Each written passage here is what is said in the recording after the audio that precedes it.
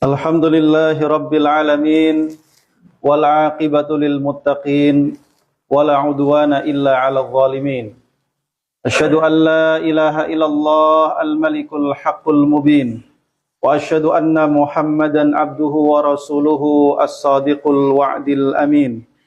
Allahumma salli wa sallim wa barik ala sayyidina wa maulana Muhammadin wa ala alihi wa ashabihi wa man tabi'ahum bi ihsanin ila yaumiddin. Amma ba'du fa ya ibadallah usikum wa nafsi bi taqwallah faqad fazal muttaqun. Wa laqad qala ta'ala a'udzu billahi minasy syaithanir rajim. Bismillahirrahmanirrahim. Ya ayyuhalladzina amanu taqullaha wal tanzur nafsum ma qaddamat lighad wattaqullaha innallaha khabirum bima ta'malun. Shadaqallahul azim. Ma'asyiral muslimin, jamaah salat Jumat yang dimuliakan Allah Subhanahu wa taala. Marilah di waktu ibadah Jumat yang singkat ini kita benar-benar memanfaatkan momen ini sebagai momen istimewa untuk benar-benar menghambakan diri beribadah kepada Allah Subhanahu wa taala. Oleh karena itu marilah sejenak kita tinggalkan seluruh urusan duniawi kita. Kita menghadap kepada Allah dengan hati yang khusyuk, dengan pikiran yang fokus, semata-mata demi mengharapkan keridhaan Allah Subhanahu wa taala agar ibadah kita di siang hari ini menjadi ibadah yang diterima oleh Allah Subhanahu wa taala. Ma'asyiral muslimin jamaah rahimakumullah. Di antara nikmat yang paling utama setelah nikmat iman dan Islam adalah nikmat kesehatan. Karena itulah Allah Subhanahu wa taala baik di dalam Al-Qur'an juga Rasulullah sallallahu alaihi wasallam di dalam hadis-hadisnya senantiasa mendorong kita, memotivasi kita untuk mensyukuri nikmat sehat ini dengan benar-benar memanfaatkannya, menjaganya, serta menjadikannya sebagai nikmat yang dapat mendatangkan kebaikan baik di dunia maupun di akhirat. Oleh karena itu, ma'asyiral muslimin jamaah rahimakumullah, segala upaya yang kita lakukan dalam menjaga kesehatan fisik dan tubuh kita adalah bagian daripada mensyukuri nikmat Allah Subhanahu wa taala. Ibnul Qayyim Al-Jauziyah dalam salah satu kitabnya beliau mengatakan bahwa kaidah kesehatan fisik ada 3. Yang pertama adalah menjaga kesehatan itu sendiri. Yang kedua, memeliharanya dari berbagai macam hal yang berpotensi merusaknya. Dan yang ketiga, mengeluarkan zat-zat yang merusak di dalam tubuh kita. Lalu beliau mengatakan, 3 kaidah kesehatan ini telah Allah isyaratkan di dalam kitab suci Al-Quran. Yang pertama, ma'asyiral muslimin jamaah rahimakumullah, hifdzus sihah, menjaga kesehatan. Diisyaratkan dalam firman Allah Subhanahu wa taala surah Al-Baqarah 184. Di mana Allah Subhanahu wa taala berfirman, a'udzubillahi minasyaitonir rajim. Faman kana minkum maridhan aw ala safarin fa'iddatum min ayyamin ukhar. Maka barang siapa di antara kalian yang sakit atau dalam perjalanan, maka diperbolehkan baginya tidak berpuasa, namun ia wajib mengganti pada hari yang lainnya. Di manakah isyarat menjaga kesehatan dalam ayat ini? Bahwa ketika Allah membolehkan si sakit dan orang yang musafir diperbolehkan tidak berpuasa sebagai bentuk penjagaan terhadap kesehatannya. Sehingga di sini bahkan Allah sendiri sampai memberikan keringanan, seorang muslim diperbolehkan tidak berpuasa manakala dia sedang sakit atau bahkan saat dia sedang safar. Meskipun badannya sehat, ini menandakan menjaga kesehatan adalah bagian daripada perintah Allah Subhanahu wa taala. Bahkan Rasulullah sallallahu alaihi wasallam sendiri pernah mencela sahabatnya yang memaksakan diri berpuasa dalam safar. Lalu beliau memerintahkannya untuk membatalkan puasanya demi untuk menjaga kesehatan dan menjaga nyawanya. Oleh karena itu pepatah Arab mengatakan al-wiqayatu khairum minal ilaj, bahwa menjaga kesehatan jauh lebih baik daripada mengobati badan ketika ia telah sakit. Ma'asyiral muslimin jamaah rahimakumullah.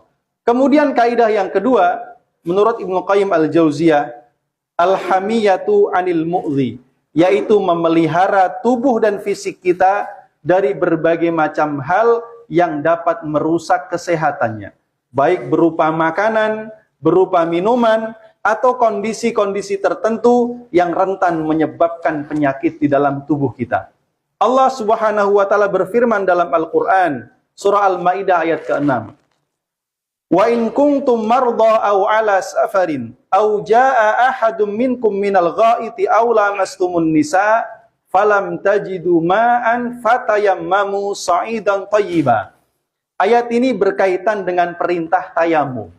Allah mengatakan apabila salah seorang di antara kalian sakit atau di dalam perjalanan atau salah seorang kalian setelah melakukan buang air besar atau menyentuh seorang perempuan, menyentuh istri, lalu kalian hendak berwudu namun tidak menemukan air, maka lakukanlah tayamum. Ma'asyiral muslimin jamaah rahimakumullah. Maka ketika Allah membolehkan orang yang sakit bertayamum, menggunakan debu sebagai ganti air, maka itu semata-mata untuk menjaga fisiknya. Karena air apabila menimpa si sakit, boleh jadi menambah sakitnya atau minimal memperlambat kesembuhannya.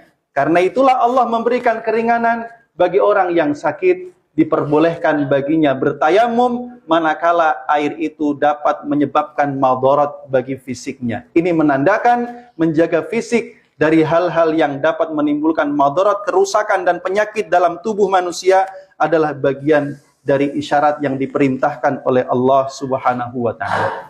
Karena itu dianjurkan bagi kita oleh Rasulullah SAW menjauhi tempat-tempat yang menyebabkan penyakit. Dianjurkan pula oleh Rasulullah SAW agar kita menjauhi cara-cara mengkonsumsi makanan dan minuman yang dapat menyebabkan sakit. Di antaranya adalah meniup makanan atau minuman ketika panas, dan di antaranya adalah menghembuskan nafas di dalam gelas saat kita minum air. Ma'asyiral muslimin jamaah rahimakumullah. Kemudian kaidah yang ketiga, Ibnu Qayyim al-Jauziyah mengatakan istifragul mawadil fasidah. Kalau seseorang sudah terlanjur sakit atau ada gangguan di kepalanya, lalu dia mencukur rambutnya, maka dia wajib menunaikan fidyah, yaitu berpuasa, bersedekah, atau berkurban. Di sini jamaah rahimakumullah, ketika Allah memperbolehkan bagi orang yang menunaikan ibadah haji, lalu dia sakit fisiknya, atau di kepalanya terdapat penyakit, maka dia boleh mencukur rambutnya, karena boleh jadi dengan mencukur rambutnya terkena penyakit, maka di antara yang dianjurkan adalah mengeluarkan zat yang menyebabkan penyakit dalam tubuh kita. Karena itu kita mengenal ada pengobatan yang disebut dengan bekam, mengeluarkan darah kotor dari dalam tubuh, semata-mata adalah demi untuk menjaga kesehatan tubuh kita semua. Ma'asyiral muslimin jamaah rahimakumullah. Meskipun demikian, kesehatan jiwa harus lebih diutamakan daripada kesehatan fisik. Meskipun Allah Subhanahu wa taala, meskipun Rasulullah sallallahu alaihi wasallam bersabda bahwa tidaklah Allah menurunkan suatu. Ma'asyiral muslimin jamaah rahimakumullah, di antara tonggak kesehatan fisik adalah kesehatan jiwa. Kalau seseorang jiwanya sehat, dekat dengan Allah, maka insya Allah kesehatan lebih dekat dengannya. Namun manakala seseorang memiliki jiwa yang sakit, banyak diisi dengan dendam, kebencian, dan berbagai macam penyakit-penyakit hatinya, kesombongan dan lain sebagainya, maka ia rentan akan terkena penyakit-penyakit yang dapat merusak fisiknya. Karena itu Ibnu Qayyim al-Jauziyah mengatakan, apabila hati memiliki kedekatan dengan Allah, Sang Pencipta penyakit dan yang menciptakan obatnya, Zat yang mengatur segalanya, maka ia memiliki obat tambah, maka semua itu adalah sebaik-baik obat dan kekuatan yang mampu menolak segala penyakit.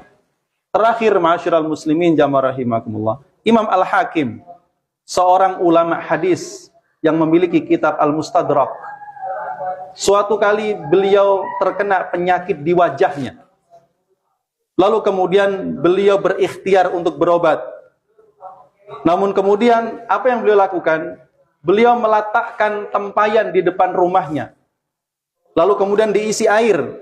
Dan beliau mempersilahkan kepada siapapun yang membutuhkan minum untuk minum darinya. Maka tidak selang 1 pekan setelah itu Allah telah menyembuhkan penyakit dari wajahnya. Hal ini sedang orang sakit di antara kalian dengan sedekah.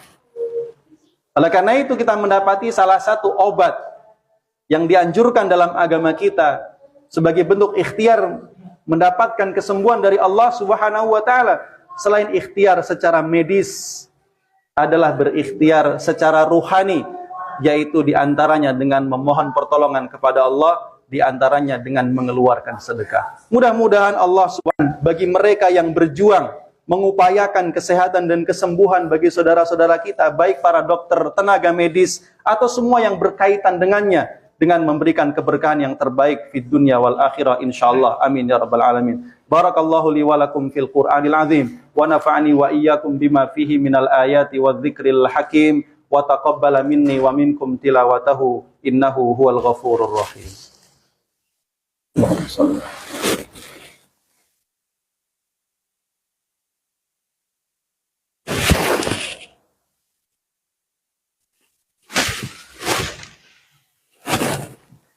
Alhamdulillahi rabbil alamin wa bihi nasta'inu ala umurid dunya waddin. Asyhadu an la ilaha illallah wa asyhadu anna Muhammadan abduhu wa rasuluh. Allahumma salli wa sallim wa barik ala sayyidina Muhammadin wa ala alihi wa ashabihi wa man tabi'ahum bi ihsanin ila yaumiddin. Amma ba'du fa ya ibadallah usikum wa nafsi bi taqwallah faqad fazal muttaqun. Walaqad qala ta'ala a'udzu billahi minasy syaithanir rajim. Bismillahirrahmanirrahim. Ya ayyuhalladzina amanu taqullaha haqqa tuqatih wa la tamutunna illa wa antum muslimun. Wa qala aidan wa tazawwadu fa inna khairaz zadi taqwa. Ma'asyiral muslimin, hidup di dunia hanya sekali. Marilah kita menjadi manusia yang bermanfaat kepada saudara-saudara kita, orang-orang yang beriman, atau siapapun yang membutuhkan pertolongan kita. Karena Rasulullah SAW berjanji bahwa Allah akan senantiasa memberikan pertolongan kepada setiap hamba yang senantiasa memberikan pertolongan kepada hamba Allah yang lainnya. Terutama khatib mengingatkan kewajiban kita kepada saudara-saudara kita di Gaza, Palestina. Maka menjadi sebuah kewajiban bagi kita umat Islam untuk terus menyuarakan bahwa kemerdekaan Palestina adalah bagian daripada sesuatu yang tidak bisa ditawar-tawar. Mari kita doakan mereka, mari kita dukung mereka, mari kita berikan harta terbaik yang kita miliki. Mari kita terus memboikot produk-produk Yahudi atau yang terafiliasi Yahudi, karena itulah kewajiban kita. Kalau bukan kita yang membelanya, siapa lagi? Kalau kita tidak membelanya, lalu kelak apa yang kita katakan kepada Allah Subhanahu wa taala? Wa ala ali sayyidina Muhammad kama sallaita ala sayyidina Ibrahim wa ala ali sayyidina Ibrahim wa barik ala sayyidina Muhammad wa ala ali sayyidina Muhammad kama barakta ala sayyidina Ibrahim wa ala ali sayyidina Ibrahim fil alamin innaka Hamidum Majid.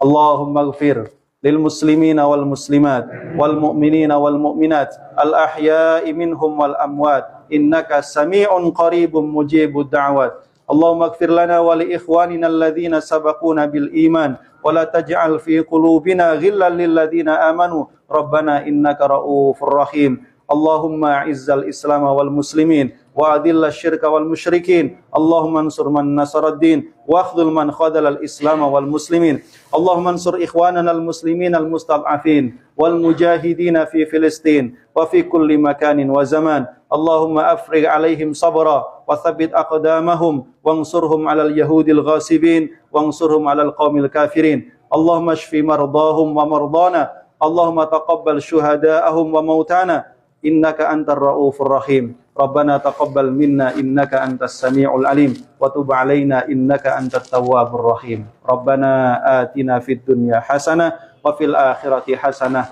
wa qina adzabannar.